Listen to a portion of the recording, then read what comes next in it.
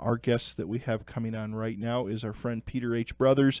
Peter was on the show some months ago, actually last year, and his website is encinostalgia.webs.com. Peter was born in Long Beach, California on March 5th, 1953, the same day Joseph Stalin died. Peter was adopted 2 days later by William and Lorraine Brothers. He has two younger brothers, David and Bradley. He then spent 24 wonderful years growing up in Encino, California, before living for a time in Van Nuys and Granada Hills. He attended Encino Elementary, Portola Junior High, Birmingham High, Pierce Junior College, and CSUN, eventually acquiring an associate's degree of arts in dramatic arts. Married in 1985 to Martha. They lived together with their daughter Jacqueline in Agora Hills, California. You need to check out his website. He is the author. He is a actor, director, lecturer, playwright, poet, and author of Mushroom Clouds and Mushroom Men's, Devil, Bat Diary, and Terror in Tinseltown. But what he is really known for, which we talked about when he was on the show the last time, and we only had an hour, but tonight he agreed to be here 2 hours. He has an extensive collection of memorabilia from the first Godzilla film. I refer to him as a Godzilla expert. He is just a great guy. So let's go ahead, without any further delay, let's get him on the line. Peter, good evening. Welcome to K-Talk and the Fringe Radio Show again, my friend. Hey, Pat, how's it going? We are doing great, and it is great to have you here tonight and giving us some time and talking about the big guy, the big green guy, or whatever color he is. Yeah, well, I'll tell you, it's hard to believe that in the 60th year, we're here going to be talking about a new Godzilla film. I mean, it's one of the longest-running series ever to come out from a single studio, and the 30th film. Wow. Which means they've averaged 2 a year, which is pretty incredible. Oh, it is. It is, without a doubt. How did you get into? Now you do quite a few things. Why don't you give us a little bit of your background and bio? What you do? You've got an interesting career. Well, thanks. I just started out as a writer, and I wrote a lot of articles for. Well, back then we used to call them fanzines. I guess we still do have a couple of fanzines still out there. Wrote a lot of articles on Godzilla and Japanese monster movies. It all started when I was 7 years old. I had a grandmother who was babysitting me, and in those days we had a program. Now, this is long before video. This is the days when TVs were all black and white images, and we only had about 7 or 8 channels, and they would, sign off. Right. So you'd get like a target grid and an Indian or something like that and say goodnight. So I guess that was all there was. It scared the heck out of it scared the heck out of me when I was a little kid. Oh, yeah, all of a sudden it's like, that's all we've got for you. Yep, right. But they used to have a program called $1 Million Movie, which would the same movie every day for a week, and on the weekends they would play it twice. And I sat down to see this movie called Godzilla, King of the Monsters, and I was just blown away. I couldn't believe what I was seeing. I mean, I had a pretty good idea at that age of what a movie was, but this wasn't like any movie I had ever seen. I mean, it seemed to be something that was actually, it was almost like a documentary happening in real time. And, even though things were happening over a period of some days and everything, but it was just an unbelievable experience. It was just so intense and so moody, and all the terrible things were happening to these Japanese people, and this reporter gets buried alive. Oh, it's just awful. And then that turned out to get my interest in so many things. I mean, Japanese movies, dinosaurs, dragons, and of course Godzilla itself. And I've done acting on the side. Mostly community theater acting. I've never acted professionally, and if you've ever seen me act, you'd know why. And I was on radio for a very brief time. We had a radio station at Pierce Junior College, and I really, really enjoyed that. They put me on kind of like the dead shift. It was like 4 to 6 p.m., and it didn't really broadcast out to anybody with radios. It only broadcast to 2 locations: the community center, which was completely empty at that time, and the cafeteria. But I really, really enjoyed it. So we had two turntables, and when the one song would end on one, we'd let the other one go, and it would go. We didn't even use tapes, man. We did it the old-fashioned way. Right, right.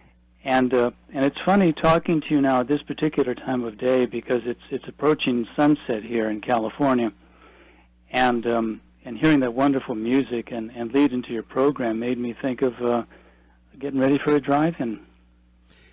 Well, yeah, and that music, we've had so many different people ask us about it, and just I've told the story so many times, but that was the lead-in for Creature Feature in Chicago and WGN back in the 70s and early 80s at 10 o'clock at 11 o'clock at night after the 10 o'clock news was over.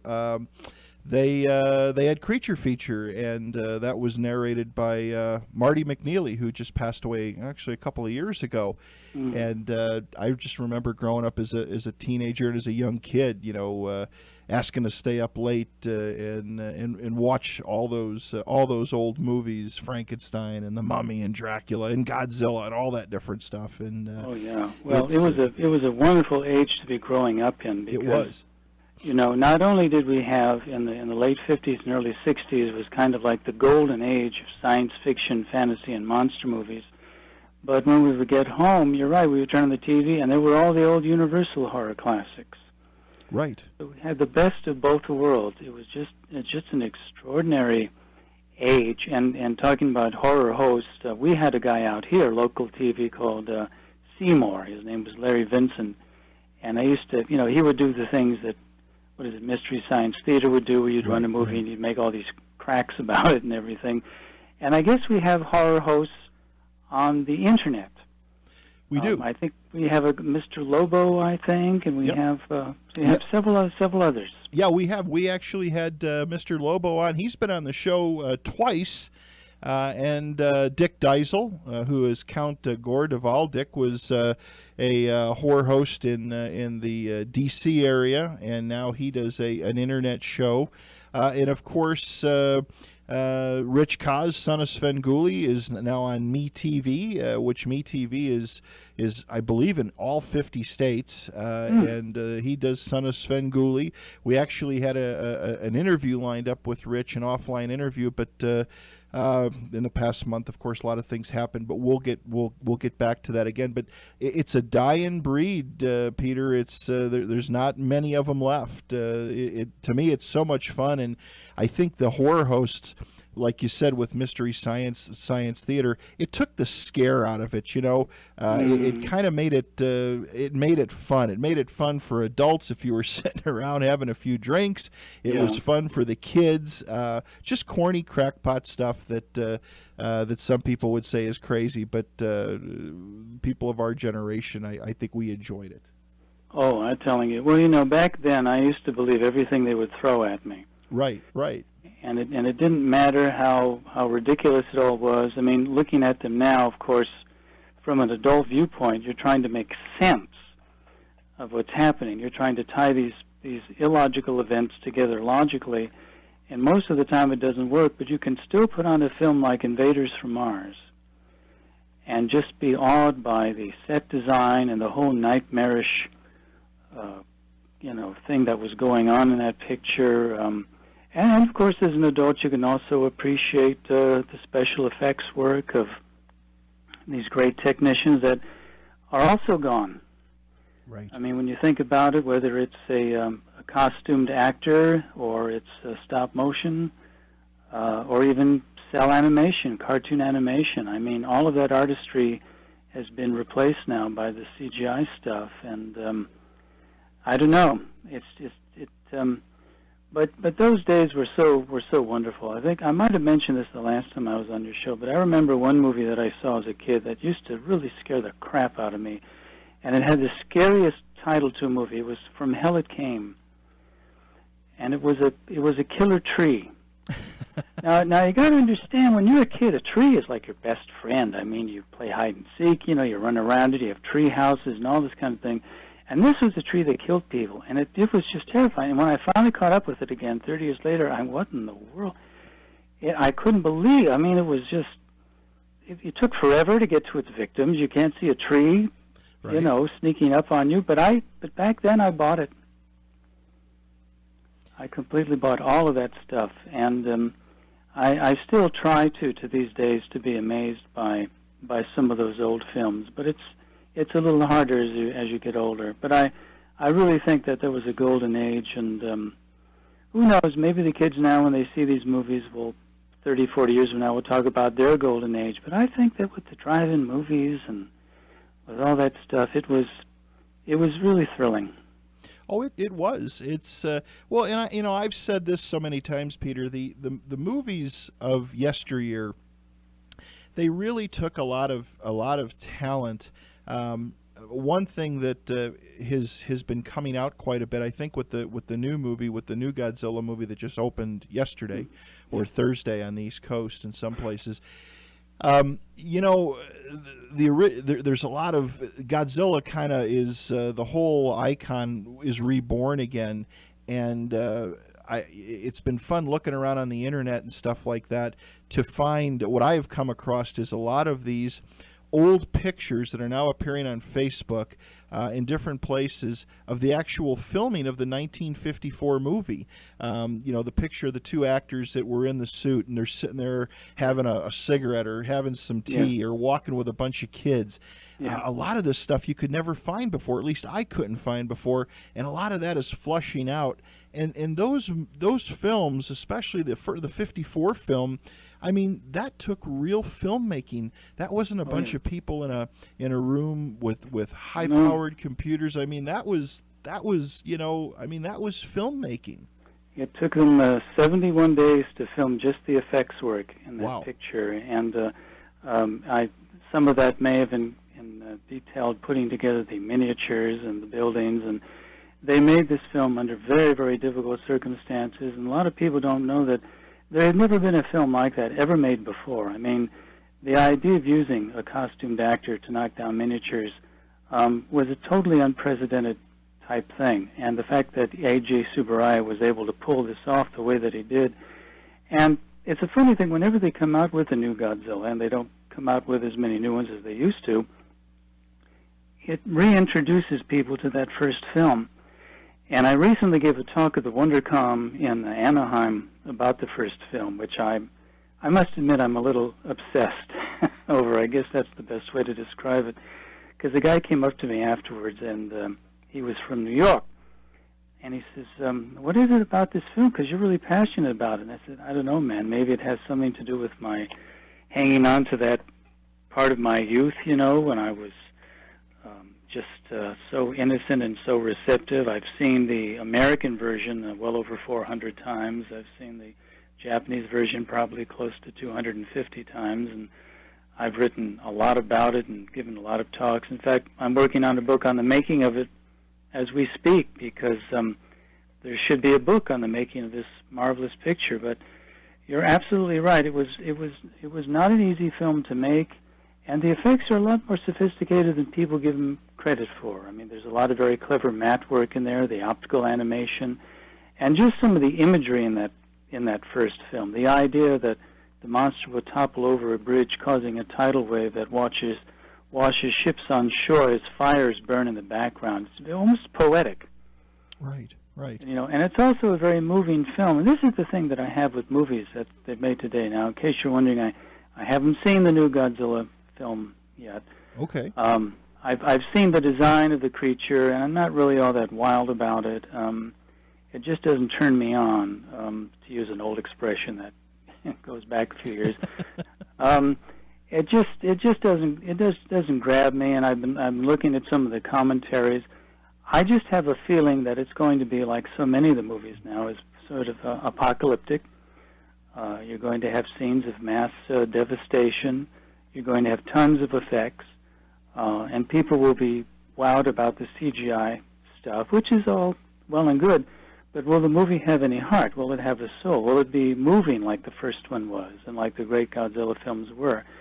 That's the thing about the way they seem to be making movies now, is are they moving experiences? Are you touched by what's going on? Maybe even cry a little bit, like you did when the first one, when Sarazao decides to commit suicide there because he can't live with the fact that he had to do something that went against his very principles, regardless of the fact that it's going to do a good thing.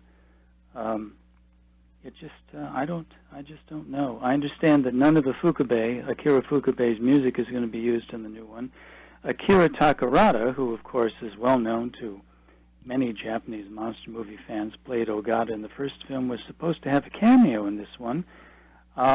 They filmed it up in Canada, and they took him out. Right, that's what I understand. They took a whole scene up, but the director, I did catch something last night, and they said that there will be scenes reinserted in the Blu-ray version. Hint, marketing, of course. Yeah. But it was kind of sad that he wasn't in this film. At least in the theatrical version. Yeah, and I knew why they were doing that. That's to make us old fogies happy. You know, let's throw in somebody to try to cross over all the generations. And if it's a gimmick, you know, we don't appreciate that. But if you cast him as Ogata, now an aging, retired fisherman who was there, he went through it all, he was there at the bottom of the Tokyo Bay with Sarazao and the whole thing, it might have been a nice little tie-in. Of course, whenever you do things like that, you throw everybody back to the first one. And it's like, well, let's just watch the first one. Right. Right. You know, let's put that in the movie houses. I think it was supposed to have a kind of a general release, the first film, to mark the 60th. You might remember Rialto Pictures did that for the 50th anniversary. Right.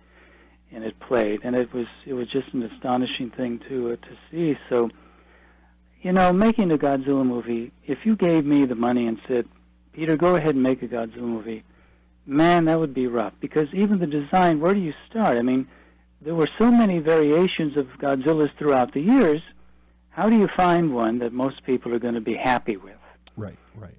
You know, I thought that the King Goji, the one that he looked like in King Kong versus Godzilla, that was a very popular design. You could bring that one back. But it could be that Toho was just giving the rights to use the name, and when they wanted to kind of copy the design, they got a big no, you can't do that. So they did something that you could look at it and say, yeah, that could be Godzilla, you know. And I don't want to sound like, you know, like an old fogey, but I'm a purist when it comes to this guy. You know, there was only one Godzilla, and to see him doing Fiat commercials, I mean, come on. Yeah, I mean, you gotta. But you know, the Japanese have done that too. Yeah, They put Godzilla in commercials, and we've seen him drink Dr. Pepper. We've seen him munching on Taco Bells. And now he's riding water skis and snacking on Snickers bars. Yep. I mean, is nothing sacred, my friend? No, there's not. There's not. Let me ask you now. We've got a ton of questions for you tonight, so I'm glad we've got the time here tonight. But of course, your book about is it Ishiro Honda? Is that how it's pronounced? Yeah, Ishiro Honda. Ishiro Honda. What is if you could, for our listeners that didn't maybe catch the last interview, if you could talk about that a little bit, putting that book together? Well, basically, I started it in 2003. I had originally, back in 1973, I thought, wouldn't it be nice to write a book on Honda? And I kept waiting for somebody to do it.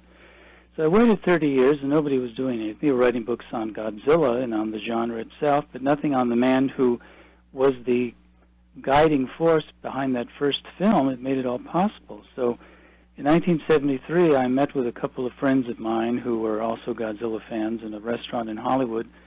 I told them I think I could write this book. I'd seen all of Honda's films, his fantasy films, except one, which we sometimes know as Abominable Snowman or Beast Human Snowman or Half Human, whatever you want to call it. But that one has never been released on videotape.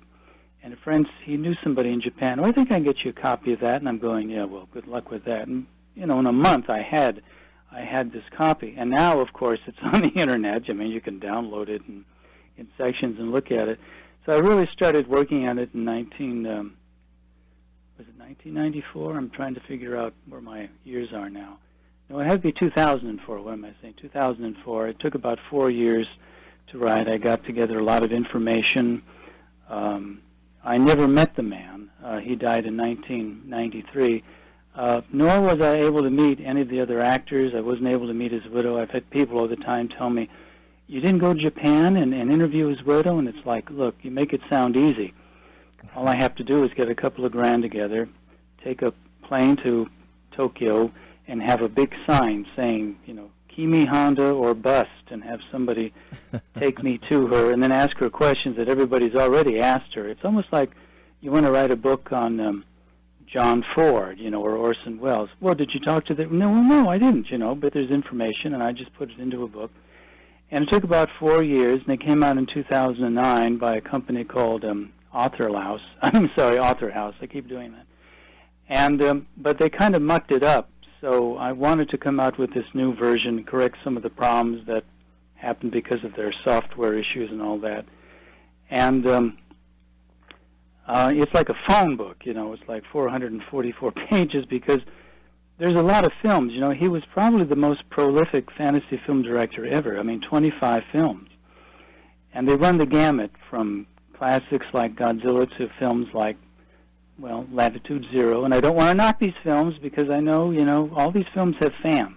Right.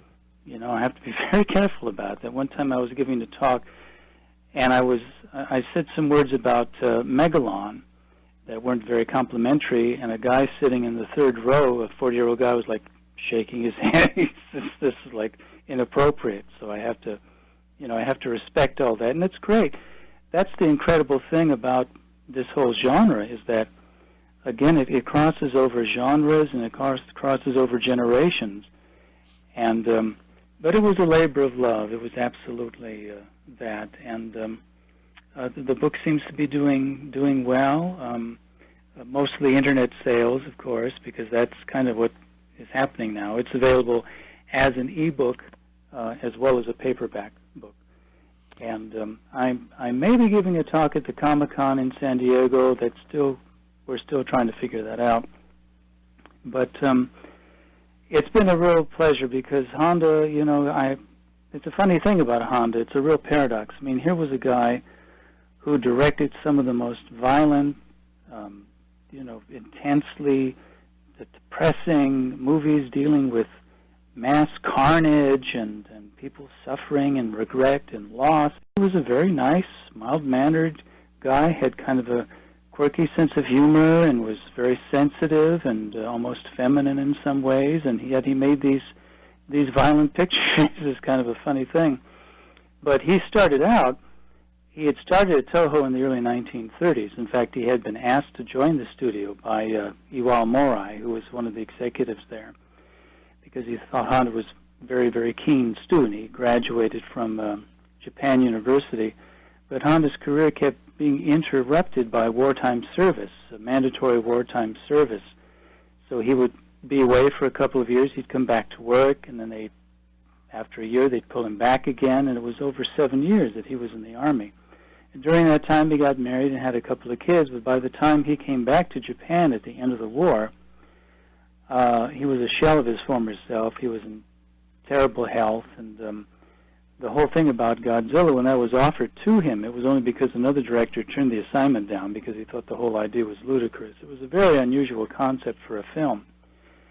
And Honda thought, well, how can I do a monster movie? This just doesn't make sense, And then he was thinking about Japan's nightmares that they had been having, and the last few months of World War II, and the 2 atomic bombs, and then the Lucky Dragon incident, which I'm sure a lot of your listeners are familiar with, which was in many ways the direct inspiration for Godzilla. And he decided to make the movie about a monster and have that monster represent the atomic bomb. Right. And so in the intervening years, in a way it's been kind of a shame the movie was such a big smash, because that meant that there were going to be sequels. And the more sequels that they made got further and further away from the original concept of it being this anti-nuclear message. The world's first anti-nuclear film. And so now it's a little bit different from James Bond fans. James Bond fans, when they get together and they talk about the new James Bond film coming out, they're really stoked, to use another old word from those days. They're really excited.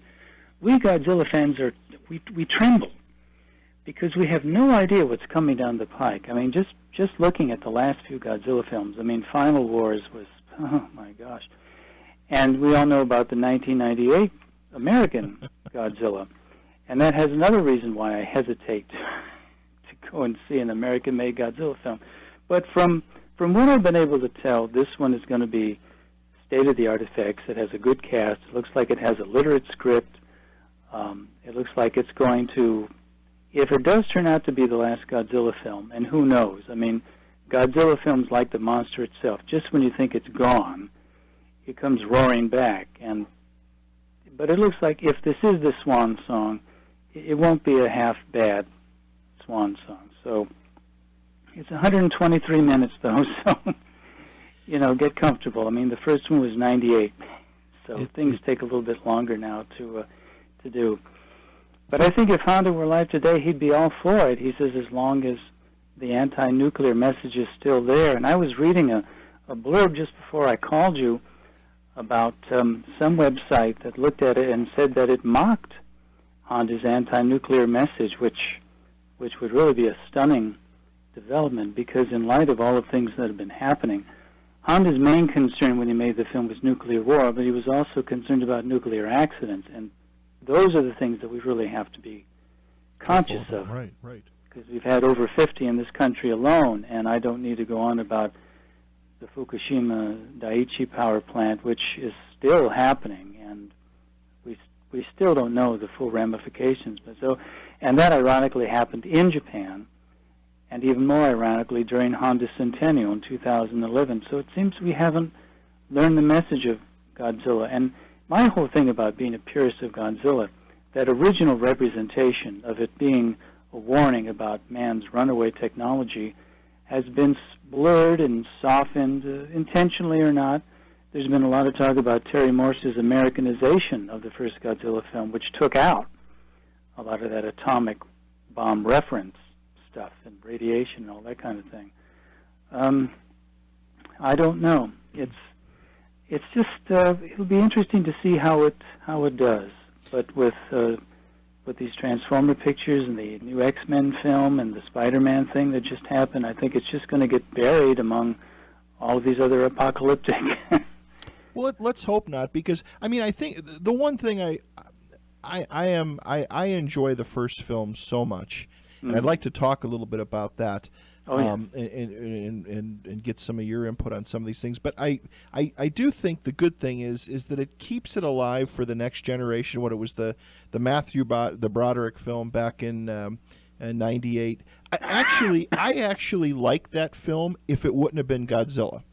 If it would have been, giant dinosaur attacks or something, it probably would have been good, because it didn't even look like a giant T-Rex. Well, you see, that's why I never went to see it, because you can't just take a name like that.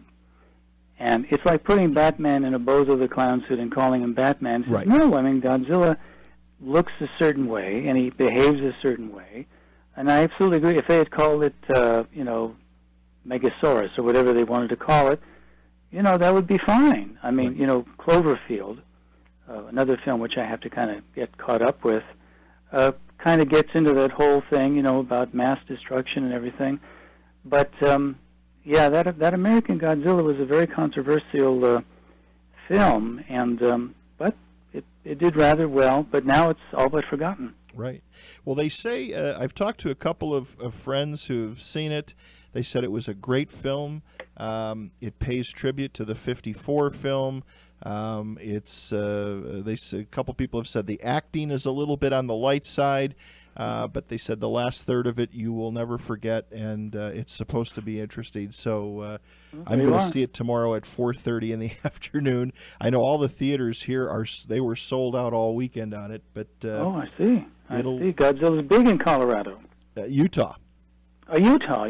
I'm sorry. I thought. Oh, you had snow up there not too long ago, didn't you? We had in the mountains. The valley has been pretty nice.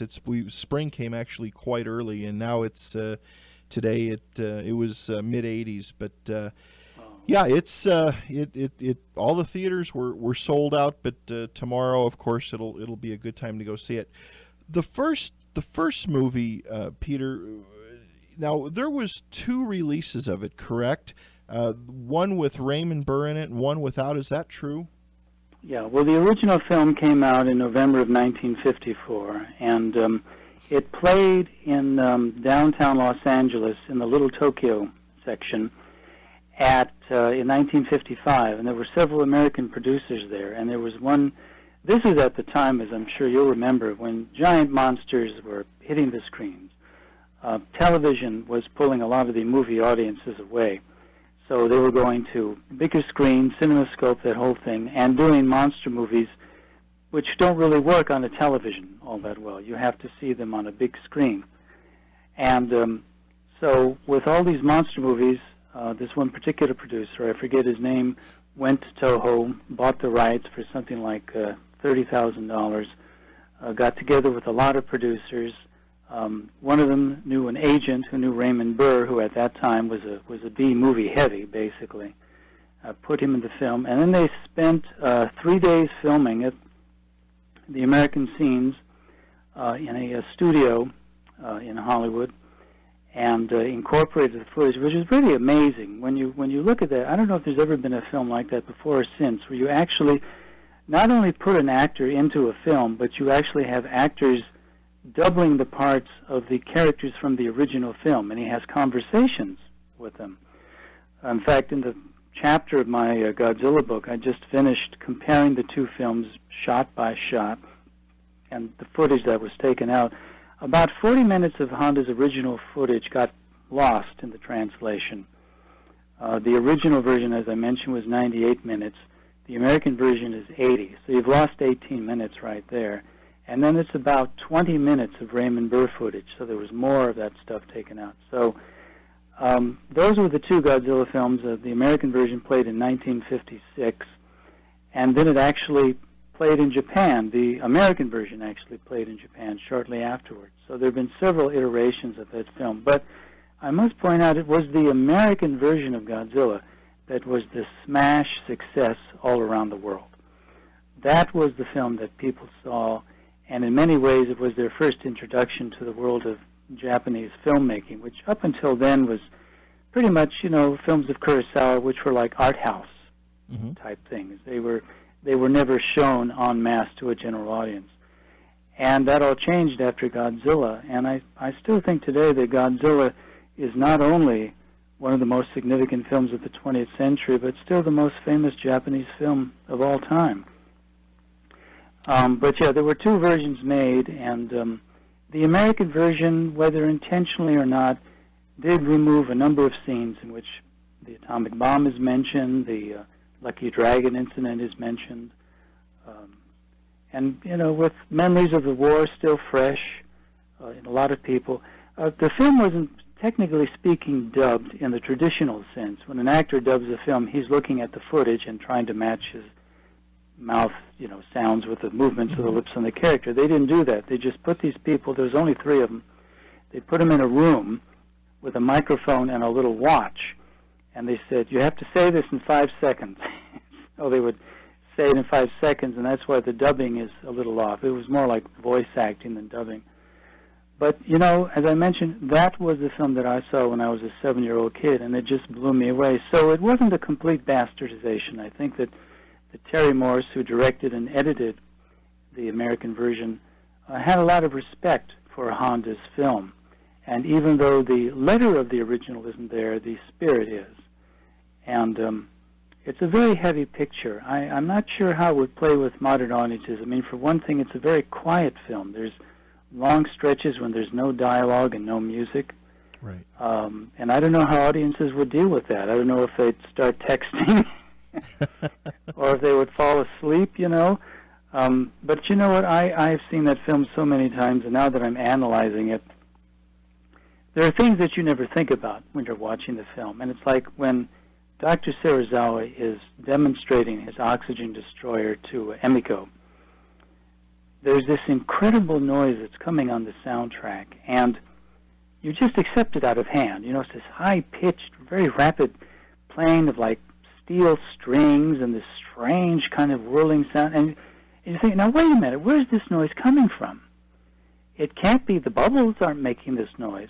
It is actually part of the musical soundtrack, if you can believe that, because that's actually a musical cue.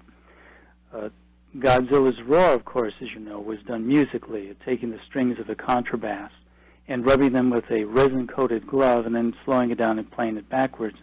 The sound of his atomic ray is actually a sped-up cymbal roll. And the footsteps were a primitive amplifier, so it was sort of a melodic monster. But that, I was just talking to the people at WonderCon, when Godzilla first comes out of Tokyo Bay, and he's wandering around, they hit him with machine gun fire, and he's going, what is this? Train smashes into his foot, so he destroys the train, and we have an extremely moving tracking shot of these women that are stunned and crying. Anyway, he comes across a train trestle, and he makes short work of that, and then he does an extraordinary thing that's never happened in monster movies before or since, where he just stops. And he's like going, okay, well, this is really interesting. You know what? I think that's it for now. I'm going to go back to Tokyo Bay, but I'll return tomorrow. And he turns his back on Tokyo, and he roars. It's the only time he roars. And it's just extraordinary. The attitude of that monster. It's like, you know, this is kid stuff. But I'm going to come back tomorrow, and it's just...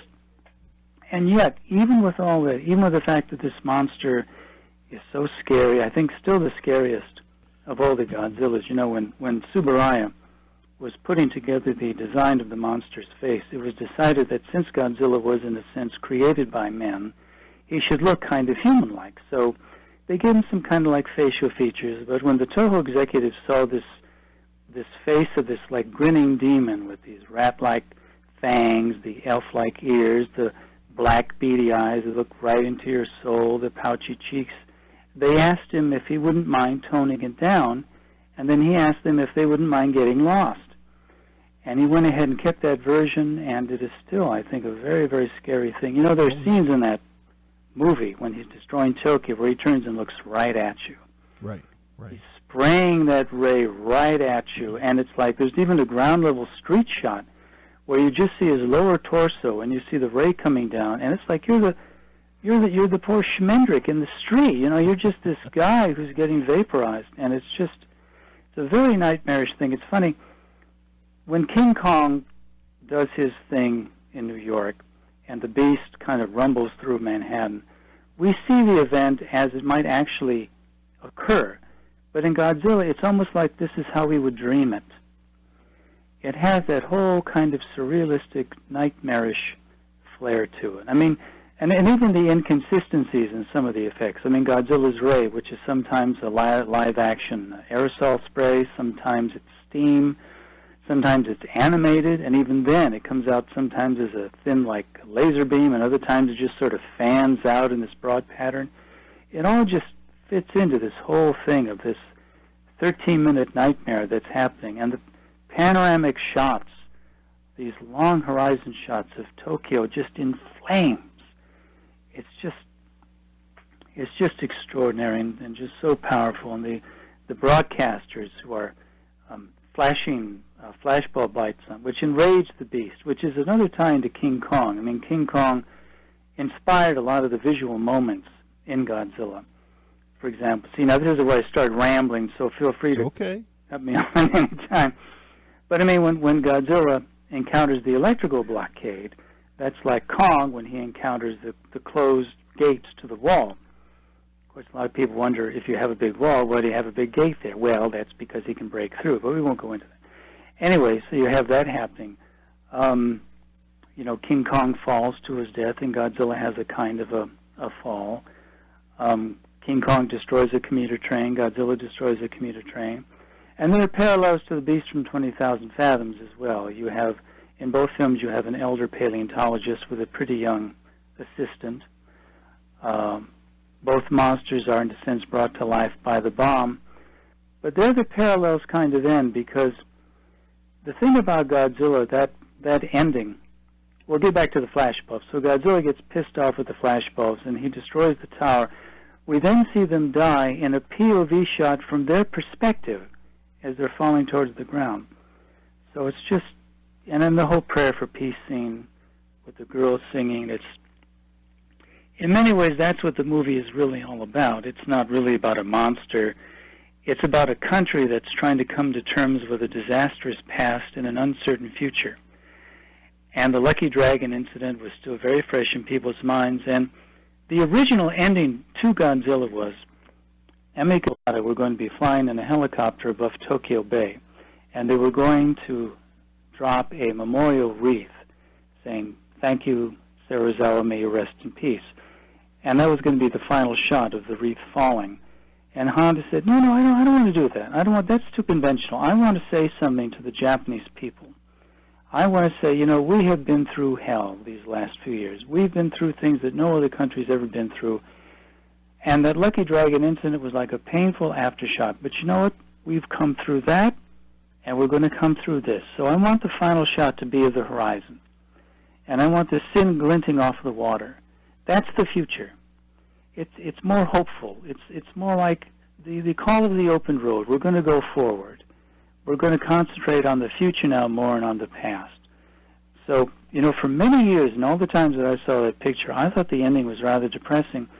And then when I started working on this book, I was looking at it thinking, no, it's more about reassurance. And I mentioned that to my wife, who's seen the film maybe twice, and she said, oh, yeah, I got that right away. So I guess some of us learn faster than others, but it's still a very, very powerful film. And there have been Godzilla films that have come down afterwards, and some of them have been very, very good. But I just, and of course, Godzilla's dated in some respects because it's so funny because I've had Japanese come up to me and say, we do not understand why you Americans are so jazzed by that film. Because that was a totally indigenous product. It was made by the Japanese, for the Japanese, about what had been happening to the Japanese. How can you Americans possibly dig that? And I thought about that, Pat. I thought, why was this movie such a success all around the world? And I thought, well, maybe because audiences seen it in Italy or in Germany or in Australia would say, gee, if the Japanese don't stop him, he may come here. And the fact that the monster could be seen as a global threat gave it sort of a global tie-in. I don't think that's it at all. I think it's because it's just a great work of art. And I think it has a great human story with characters that are interesting. It has that marvelous story about the kind of menage a trois that's going on between Emiko and Ogata, even though she's engaged to marry Dr. Serizawa. And when he shows her the oxygen destroyer, he says, now I'm showing this to you because you're my betrothed. I wouldn't trust anybody else, so don't you breathe a word of this to anybody. And she says, I won't. Well, after seeing the human carnage caused by Godzilla, she breaks her word. And who does she tell? Not Dr. Yamane, who Serizawa might be sort of okay with because he's an elder, respected scientist. No, she goes and tells his rival. And so when they finally sit down and Emiko says, I'm sorry, I broke my promise. I told Ogata about the oxygen destroyer, and they're trying to talk to him. Serizawa says, no, I don't want to talk. And he gets up and he storms out of the room like a kid. But that's very human.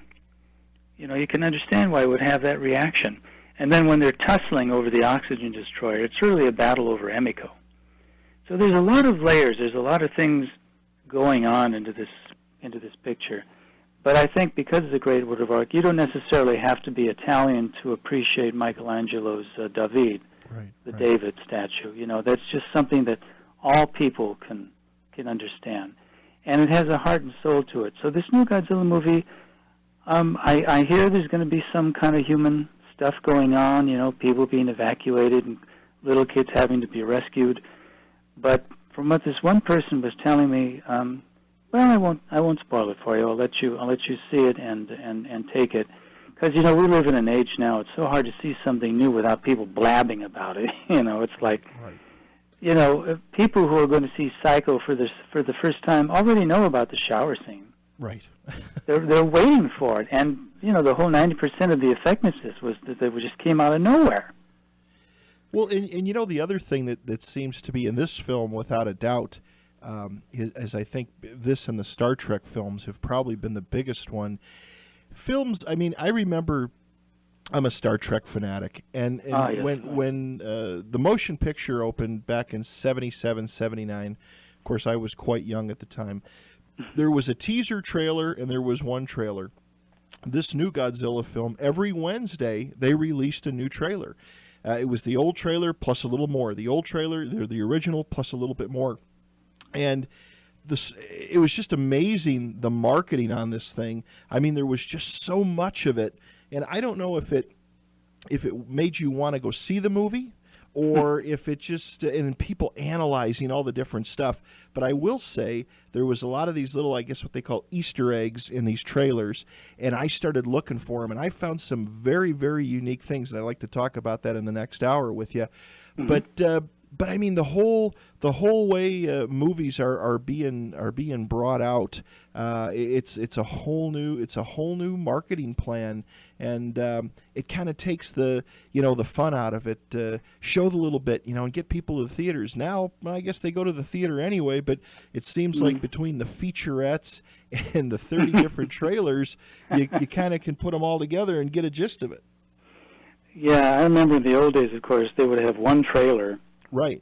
And they would hit you with everything. I mean, it was, hell, when you look at the American Godzilla trailer, he's in every scene practically, exactly, in every shot, exactly. And with this new Godzilla movie, they don't quite show him at first, and then you see a little bit more. And look, just let us have it, Right. But I think they don't do that, Pat, because they're afraid that if you don't like the trailer, you won't go and see the movie. Well, so they don't want to give it to you. They don't want to encapsulate it for you. Instead, they just want to give you a little bait, and hoping that alone will entice you to go and see it. Well, the trailer I enjoyed the most, and I'm sure you might have seen it, is where this flying creature, which I think a lot of people want to think it's Mothra, but I don't think it is, comes in, and of course the people are running away from it. And then Godzilla, which I believe in the trailer appears that he is sleeping on the ground, and then gets up, a very unique perspective.